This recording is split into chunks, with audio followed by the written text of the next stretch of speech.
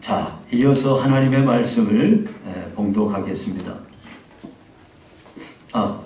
성도 간의 교제. 자, 앞뒤 옆 사람하고 인사합시다. 사랑합니다. 축복합니다.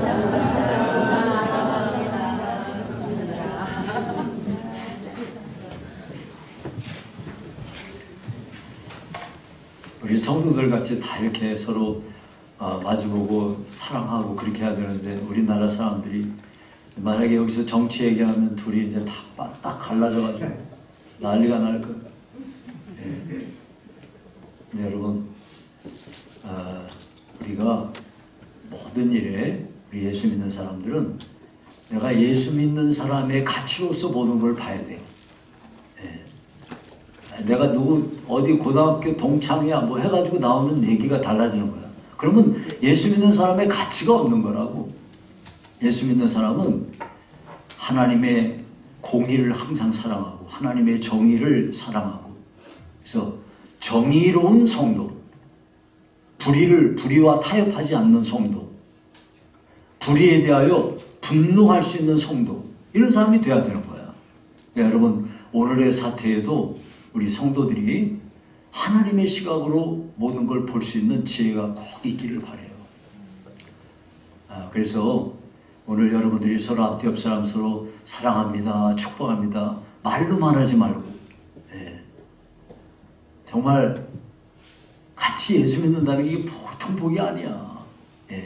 우리 서로 만나가지고 정책이 안 하잖아. 그러니까 얼마나 참 친해. 정책이 나오면 여기서 눈에서 불 난다니까. 막 불이 막 나와. 입에서 입 열면 막 용가리 불이 막 확 나와. 그러면 안 된다고.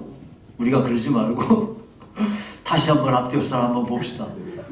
주님의 시각으로 사랑합니다.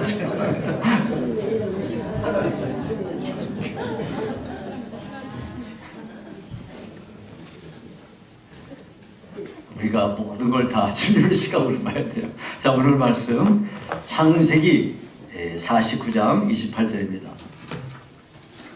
창세기 48장 29절부터 33절까지 제가 봉독해 드리겠습니다. 이들은 이스라엘의 12지파라. 이와 같이 그들의 아버지가 그들에게 말하고 그들에게 축복하였으니 곧 그들 각 사람의 분량대로 축복하였더라. 그가 그들에게 명하여 이르되 내가 내 조상들에게로 돌아가리니 나를 햇사람 에브론의 밭에 있는 굴에 우리 선조와 함께 장사하라. 이 굴은 가나안 땅 마므레 앞 막벨라 굴 밭에 있는 것이라. 아브라함이 햇사람 에브론에게서 밭과 함께 사서 그의 매장지를 삼았으므로 아브라함과 그의 아내 사라가 거기 장사되었고 이삭과 그의 아내 리브가도 거기 장사되었으며 나도 레아를 그곳에 장사하였노라. 이 밭과 거기 있는 굴은 햇사람에게서 산 것이니라. 야곱이 아들에게 명하기를 마치고 그 발을 침상에 모으고 숨을 거두니 그의 백성에게로 돌아갔더라. 아멘. 자, 오늘은 끝이 아름다운 삶이라는 제목으로 말씀을 상고하겠습니다.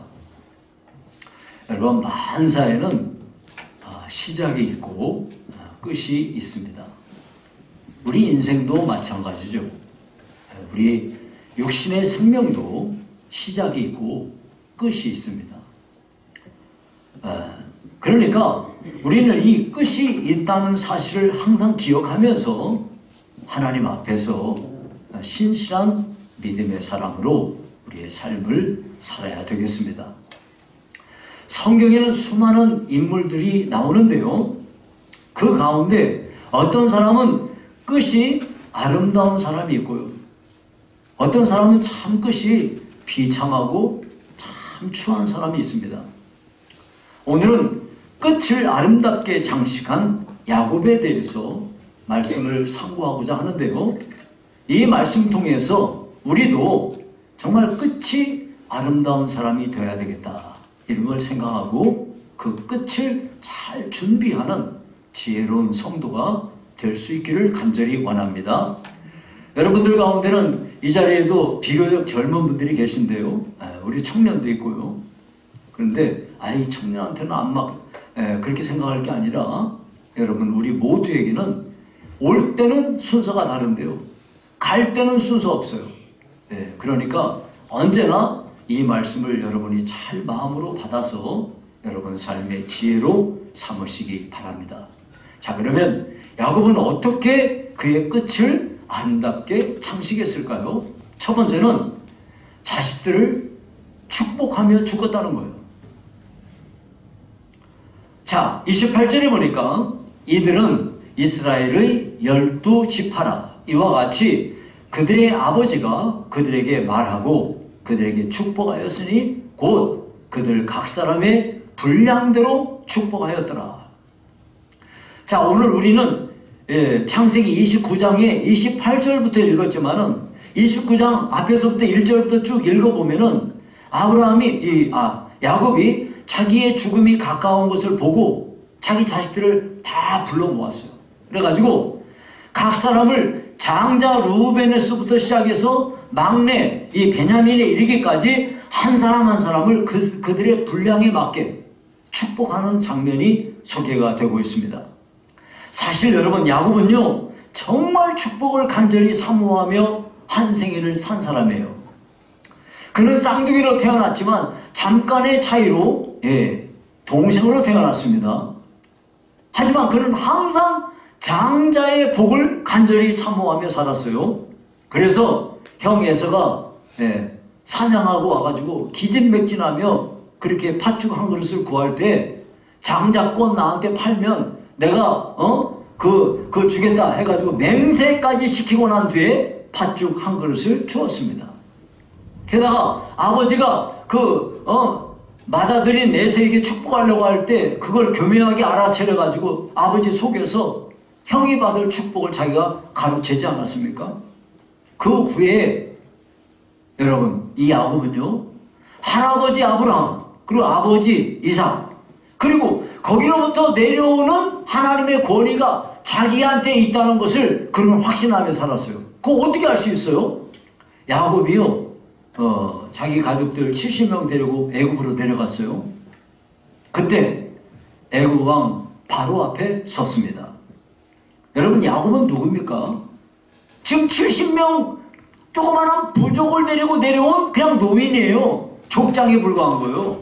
그런 그가 당시 대제국인 애굽 왕 바로를 축복했다니까요. 이거는요, 이렇게 할 수 있는 거는 어디서 그런 태도가 나오죠? 야곱은요 하나님으로부터 복 받기를 그렇게 사모했고, 하나님으로부터 받은 복이 자기한테 있다는 이 복의 확신이 자기에게 있기 때문에 영적 권위를 가지고 그를 축복한 거예요. 그러니까 야곱은 아버지로부터 하나님으로부터 받은 복을 사모했고 그 복이 자기한테 있다는 것을 확신하며 산 거죠. 이러한 야곱의 모습이 우리한테는 참 큰 의미를 가져다 줍니다.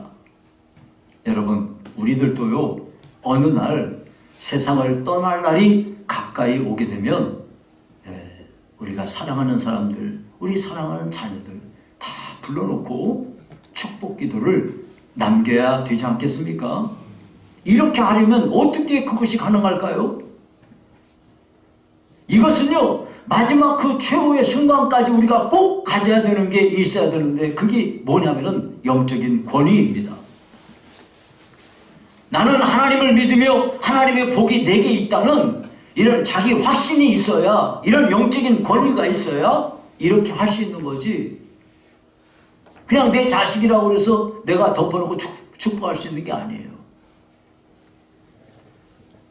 우리는 세상에 어떤 권위가 아닌 하나님이 내게 부여하신 이 영적인 권위, 그 제사장적 권위를 가지고 우리 자녀들을 축복할 수 있는 사람이 되어야 되겠습니다. 내게 하나님이 주신 영적인 권위가 있다면 내 친구들을 불러다가 내가 하나님의 이름으로 그들을 축복할 수 있을 거예요.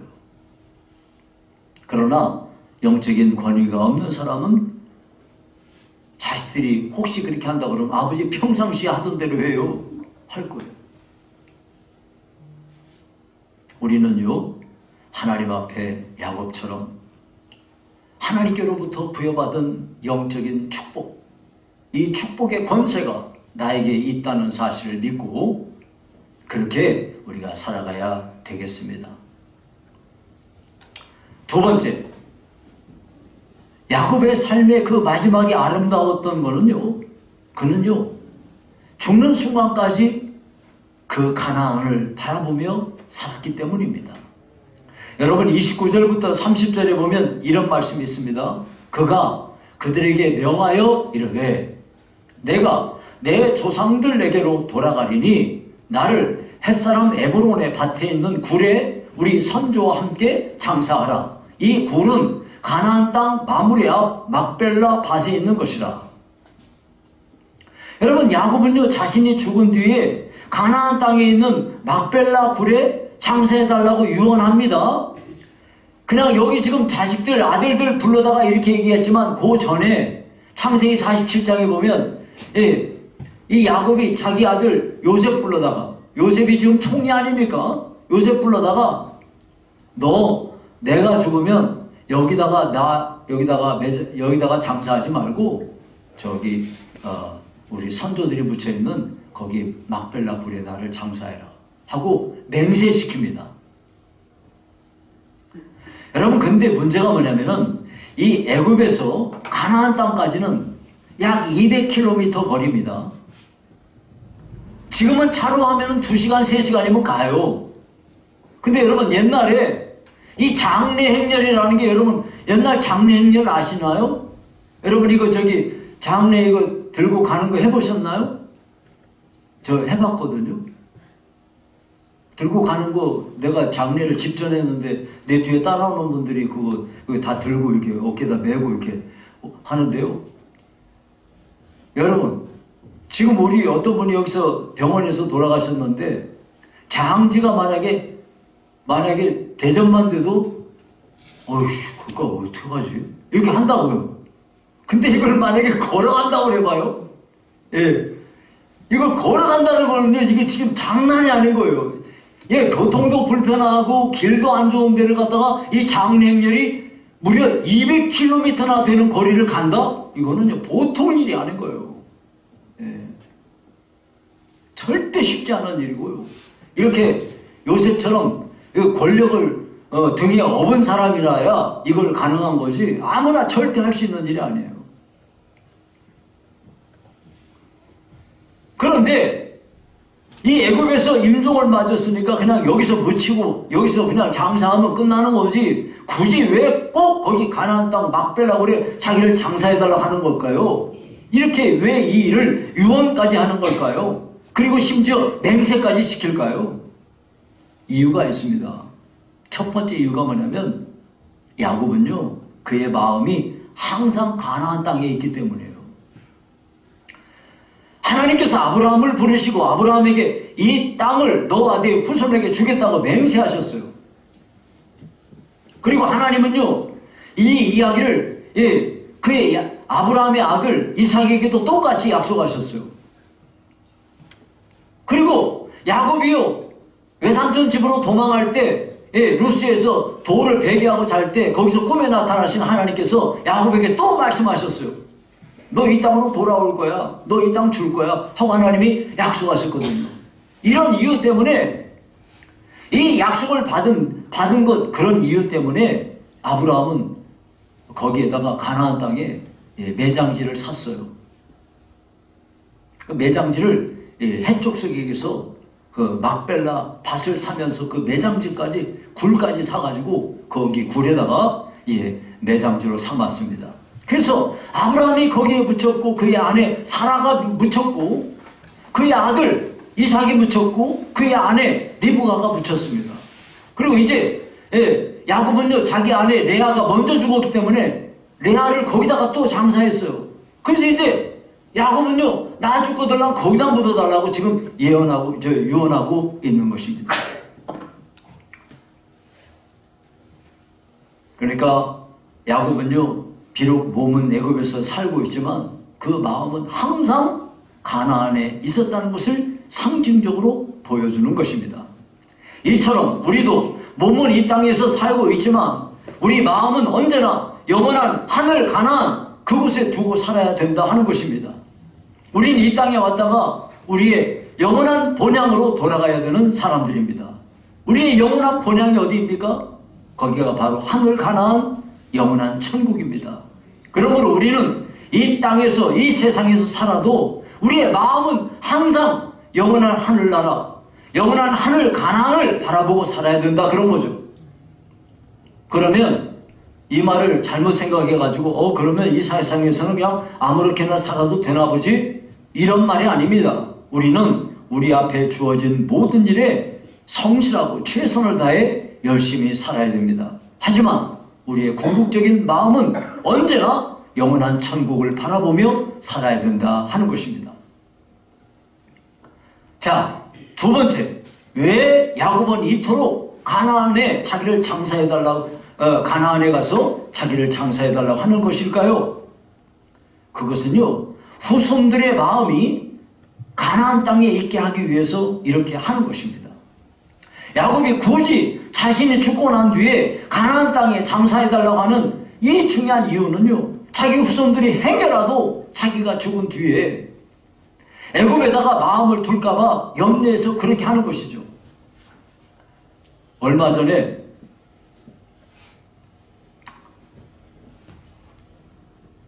제가 한 분 세상을 떠난 분이 있어서 장례식장에 갔는데 참 돌아오면서 정말 마음이 아팠던 일이 있었습니다. 그게 뭐냐면 그 돌아가신 분이 장로님이셨는데 장로님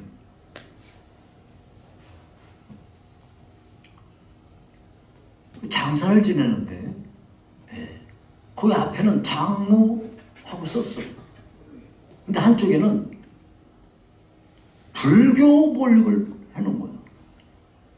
이게 무슨 날벼락 같은 일이 있나 이거. 그랬더니 세상에 그 자식들이 예수를 안 믿는 거야.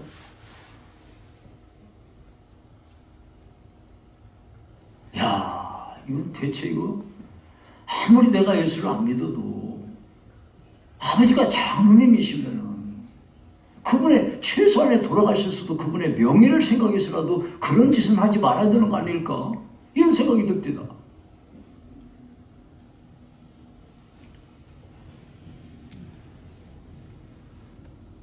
여러분 어떠신가요? 어떤 사람은 자식들한테 내가 죽으면 이렇게 해달라 하고 신신당부를 해도 돌아가신 사람은 돌아가신 분이고 나는 내대로 한다 하고 이렇게 해버리는 사람도 있어요.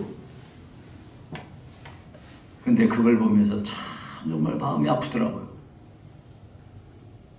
이럴 수 있기 때문에 야곱은요, 혹이라도 자기가 죽고 난 뒤에 자기 후손들이 애굽에다가 마음을 두고 살지 않게 하기 위해서 너희들이 가야 될 것은 가나안 땅이야 라는 것을 확실하게 일깨워주기 위해서 이렇게 한 거죠. 혹시 내가 죽고 난 뒤에 내 후손들이 애굽의 풍요로움에 빠져가지고 그냥 거기 뭐 하러 가 하고 이렇게 하지 않게 하기 위해서 자기 후손들에게 하나님의 약속의 땅을 잊어버리지 않도록 하기 위해서 가나안 땅 선영에 자기를 이렇게 장사해달라고 당부하고 있는 것입니다.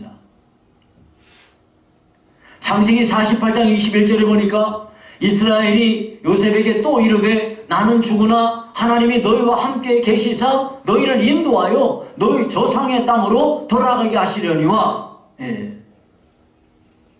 하나님께서 아브라함에게 약속하셨고 이삭에게 약속하신 대로 반드시 이스라엘 백성들이 가나안 땅으로 돌아갈 것을 하나님께서 말씀하셨는데 그렇게 될 거라고 말한 거예요. 이 약속대로 이렇게 야곱이 그렇게 간절히 바란 그의 소원대로 후대에 가서 어떻게 됐습니까? 400년 지난 뒤에 이스라엘 백성들을 하나님께서는 애굽에서 이끌어내어 약속의 땅으로 옮겨 놓으십니다. 이런 이유 때문에 하나님의 약속의 근거에서 야곱은 자기 후손들의 마음이 가나안 땅에 있도록 하기 위해서 자신을 가나안 땅에 장사해달라고 당부하고 있는 것입니다. 자, 마지막으로 세 번째, 왜 야곱은 이렇게 유언하면서까지 자기를 가나안 땅에 장사해달라고 하는 걸까요? 그는요, 영원한 하나님 나라를 바라보았기 때문입니다. 야곱이 가나안 땅을 바라보고 살았다는 것은 그가 영원한 하나님 나라를 바라보며 살았다는 것을 보여주는 것이죠. 우리 육신은 죽으면 끝나는 게 아니고 새로운 세계의 시작이라는 것을 성경은 분명히 우리에게 가르치고 있습니다. 이 사실을 히브리서 11장 8절에서 10절에는 이렇게 말씀해요. 믿음으로 아브라함은 부르심을 받았을 때에 순종하여 장래의 유업으로 받을 땅에 나아갈새 갈 바를 알지 못하고 나아갔으며 믿음으로 그가 이방의 땅에 있는 것 같이 약속의 땅에 거류하여 동일한 약속을 유업으로 함께 받은 이삭 및 야곱과 더불어 장막에 거하였으니 이는 그가 하나님이 계획하시고 지으실 터가 있는 성을 팔았습니다. 여러분, 여기 보면 하나님이 계획하시고 지으실 터가 있는 성, 이걸 뭘 말해요? 우리가 상식으로 가지고 있는 하늘 가나안 천국을 말하는 거예요. 하나님이 천국을 예비하셨다, 이걸 바라보고 살았다, 그 말이에요. 앞선 신앙의 선진들은 우리가 사는 세상이 여기가 다가 아니고 우리가 영원히 살 내세가 있다는 사실을 기억하며 살았다는 말입니다. 하나님께서 친히 계획하시고 지으실 터가 있는 성이 있다는 것이죠. 또한 히브리서 11장 15절 16절에는 이렇게 말씀해요. 그들이 나온 바 본향을 생각하였더라면 돌아갈 기회가 있었으려니와 그들이 이제는 더 나은 본향을 사모하니 곧 하늘에 있는 것이라.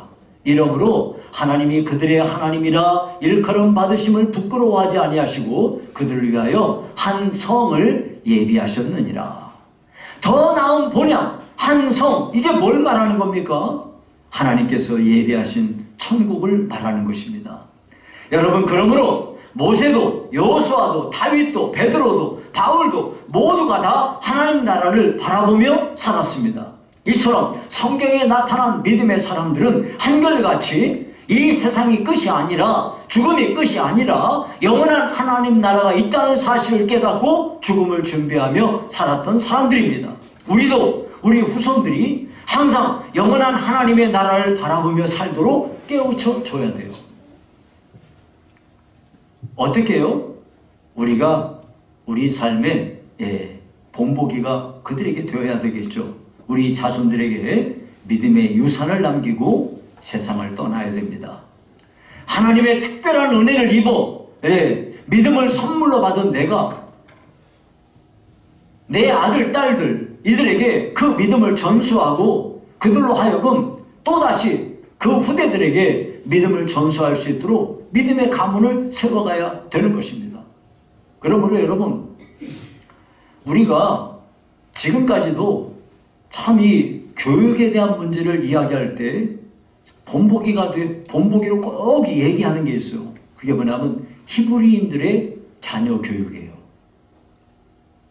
세상에서 지금도 가장 많은 노벨상을 수상하고 있는 사람들이 그 유대인들이잖아요.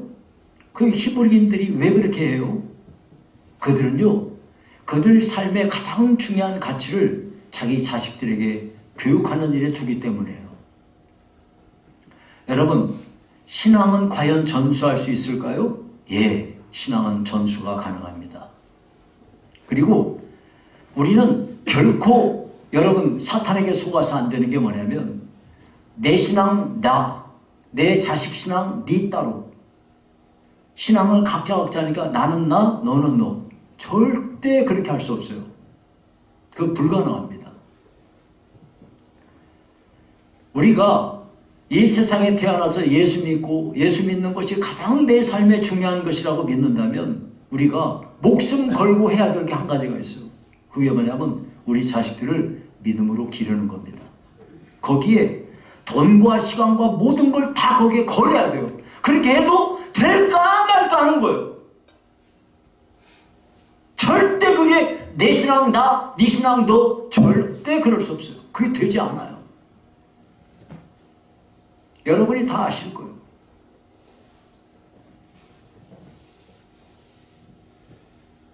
저는 개인적으로 하나님께 감사한 게 제가 신학을 할 때 종교교육과를 다녔다는 게 너무너무 감사해요. 제가 대학을 다닐 때 자식들에게 가장 잘 믿음을 가르칠 수 있는 길이 3대가 함께 모여 예배하는 거라는 걸 저는 내 가슴에 깊이 깊이 새겼어요. 그 얘기인즉슨 뭡니까? 자식들에게 목숨 걸고 신앙을 심어줘야 되겠다. 그래서 저는 저는 절대 제가 자랑하려고 하는 게 아니에요. 저는 우리 아이들에게 주일을 빼먹는다는 건 있을 수 없는 그런 일로 가르쳤어요. 심지어 저는 뭐라고 얘기까지 했냐면 주일날에 링겔을 꽂고 있으면 링겔 싹 빼고 나 교회 와야 된다고 가르쳤어요. 그래도 될까 말까 할 거예요.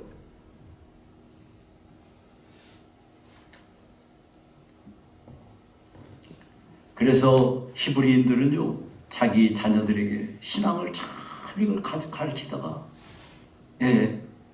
이제 비로소 성인식을 할 날이 오면은 그 성인식이 정통 유대인들에게는 가장 중요한 인생에 있어서 가장 중요한 날로 삼는 날이 뭐냐면 성인식을 하는 날이에요. 그래서 웬만한 사람들은 성인식을 하는 날 그 아버지 어머니가요 펑펑 운답니다. 너무 감격스러워서. 왜냐하면 자기 자식이 자기가 내가 믿은 그 하나님을 내 자식이 나도 그 하나님을 우리 아버지 우리 어머니가 믿은 신앙을 나도 믿는다고 자기가 공회 앞에서 이렇게 표현하고 있기 때문에 그것이 너무 감격스러워 펑펑 운대요.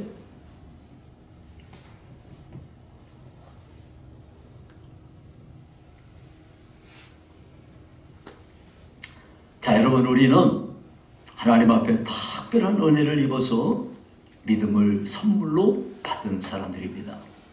그러면 이 믿음을 우리 자식들에게 전수해야 되지 않겠습니까? 그 일을 위해서 우리가 이렇게 야곱처럼 그 자식들 앞에서 자기가 바라보는 그 한 지점이 있는데 그 가나안을 바라보고 있는 그의 모습을 이렇게 나를 가나안에 장사해 주라 하고 표현하고 있는 것입니다. 여러분 우리들도 분명히 돌아가야 될 고향이 있음을 기억하며 살아야 되겠습니다. 그분 앞에 가서 한평생을 산 것에 대해서 계산할 날이 틀림없이 온다는 사실을 기억하고 죽음을 준비하면서 가나안을 바라보며 사는 우리 모두가 될 수 있기를 간절히 원합니다. 마지막으로 세 번째는 야곱은 그의 마지막을 어떻게 해서 그렇게 아름답게 마무리할 수 있었을까요? 그는요 이 마지막 순간에 하나님을 경배하였습니다. 자, 오늘 본문에 보니까 거기 33절에 이렇게 말합니다. 야곱이 아들에게 명하기를 마치고 그 발을 침상에 모으고 숨을 거두니 그의 백성에게로 돌아갔더라. 여러분 이 말을 히브리서 11장 21절은 이렇게 표현합니다. 믿음으로 야곱은 죽을 때에 요셉의 각 아들에게 축복하고 그 지팡이 머리에 의지하여 경배하였으며 야곱은요 마지막 순간 하나님을 경배하였습니다. 야곱은요 자녀들을 한 사람 한 사람 각자의 분량에 맞추어 축복하고 난 뒤에 이제 자기 숨을 이제 거두게 될 때 자신을 그동안 이 땅에 보내시고 한없이 사랑해 주시고 은혜를 베풀어 주시고 복을 주시고 이렇게 한 그 하나님 앞에 찬송과 감사를 이렇게 경배로 드리면서 숨을 거두었던 것입니다. 참 정말 너무나 멋진 그의 최후 아니겠습니까? 이렇게 해서 야곱은 147세를 일기로 세상을 떠났습니다. 비록 그는 젊은 시절에는 인간적으로 참 야비하고 자기 뜻을 관철하기 위해서 심지어 아버지마저 속이는 그런 사람이었지만은 점점 이렇게 성화되어 가지고 마지막에는 정말 멋지게 삶을 끝냈던 거죠. 마치 아름답게 이 쫙 피어있던 꽃이요, 그냥 꽃에 거기서 막 썩어가지고 문드러지는 게 아니라 그 아름답게 피어있는 그 자체로 뚝 떨어지는 한 송이 꽃처럼 그 마지막이 참 아름답습니다. 사람은요, 누구나 이 땅에 왔다가 다 한 번은 가는 것인데, 한 번 죽는 것은 정한 이치요, 이후에는 심판이 있다고 말씀하셨습니다. 우리는 다 돌아가야 될 그런 인생들이죠. 흙에서 왔으니 흙으로 돌아가야 됩니다. 다만 그날이 언젠지를 몰라요. 그러나 분명한 것은 그날이 꼭 온다는 거예요. 그때 부끄럽지 않은 그런 최후를 맞이하기 위해서, 끝이 정말 아름다운 그런 사람으로 남기 위해서 여러분, 우리는 날마다 하나님 앞에 깨어있는 믿음의 사람이 되어야 되겠습니다. 여러분, 그렇게 하려면 우리가요 꼭 필요한 게 있어요. 그게 뭐냐면 소유에 집착하지 말아야 돼요. 썩어지고 더러워지고 쇠하여지는 세상 것에 대한 집착을 버려야 됩니다. 나는 누구일까요? 나 왜 살죠? 나 어디서 와서 어디로 가는 걸까요? 예수를 믿는 우리는 성경을 통해서 이 문제에 대한 분명한 답을 깨닫고 살아야 되는 것입니다. 말씀을 맺겠습니다. 만약 하나님께서 우리에게 내 인생을 정리해라 하고 명하신다면 어떻게 하겠습니까?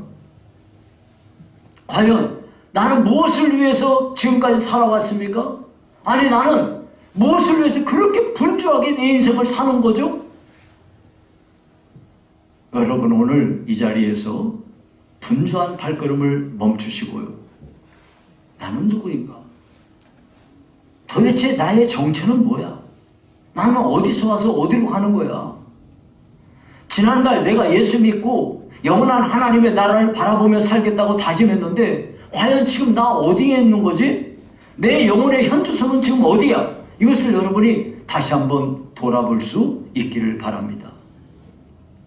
우리는요, 내게도 끝이 있다는 사실을 꼭 깨닫고 그 끝을 지혜롭게 준비하는 성도가 되어야 되겠습니다.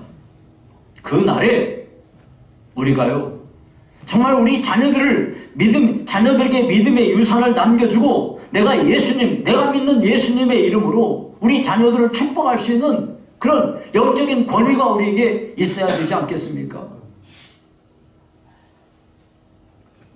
두 번째는, 우리는 이 땅에 살고 있지만 우리의 마음은 언제나 영적인 가나안, 영원한 천국을 늘 바라보며 살아야 되겠습니다. 세 번째는, 우리는 우리의 숨이 마지막 남아있는 그 순간에 우리에게 한 생애를 주시고 온갖 은혜와 축복을 주시고 동행하시며 우리와 함께 하신 그 놀라우신 하나님의 사랑에 그 하나님을 찬송하고 감사하며 경배하는, 그렇게 해서 숨을 마무리하는 우리 모든 성도들이 되시기를 간절히 바랍니다.